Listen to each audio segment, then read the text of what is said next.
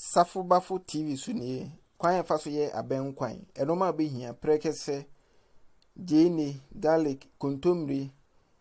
nkruma dried fish in toast palm nut paste we artificial palm nut evise okonkom enoma bi abekeka ho ntu wi a delicacy kwa no atwitwa o jene no atwitwa o garlic no now di agu enam no we dried fish method we are now the ensuo kakra bi agu hu now the steam hu now the wonchini apete hu now the jene no kutu mienu medium size now the moko ato hu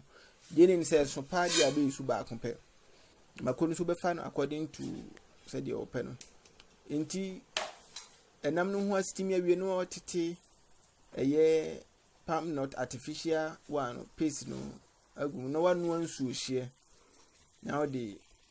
agum we are now with the atrena kanfra to wo Ghana anya advisable say obeto konkomu enyiane also koto fresh one wo domno one hour nti prekase no so obehohoro hu ohohoro hu we are na afi de wo de sekan no atwitwa mu saa wo de be piepie mu nti wo de prekase no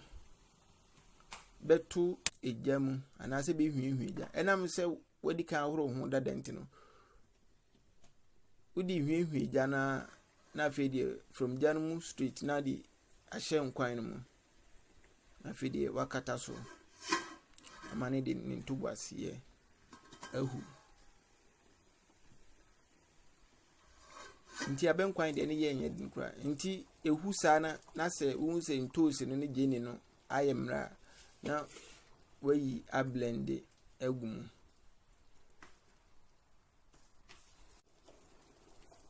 intu wi anu manasi so ahu ehu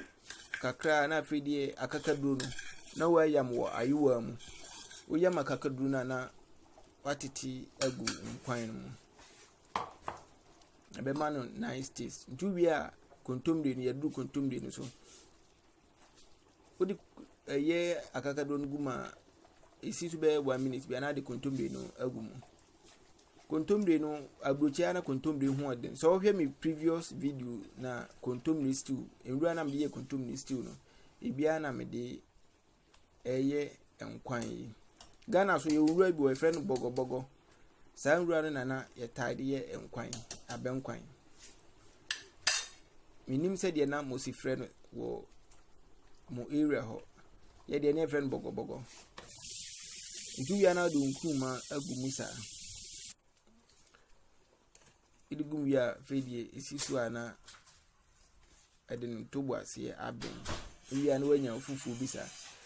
nti Abɛ Nkwan de eye simple so wo Ghana anya advice aboso be isu konkomu edwiane use natural one konkomu nyiane no ana aduro bi a friend BPA ema cancer eno na omde bo konkomu nyiane ho ban nti anya advice aboso betai abi konkomu nyiane enche ni video na beba no me ba ko nyiane ko so cancer nti na your first time a wo hia message subscribe na any papi eba nti ya no abom paye de ahye nyamensa na ndie wonkontomo eno na eko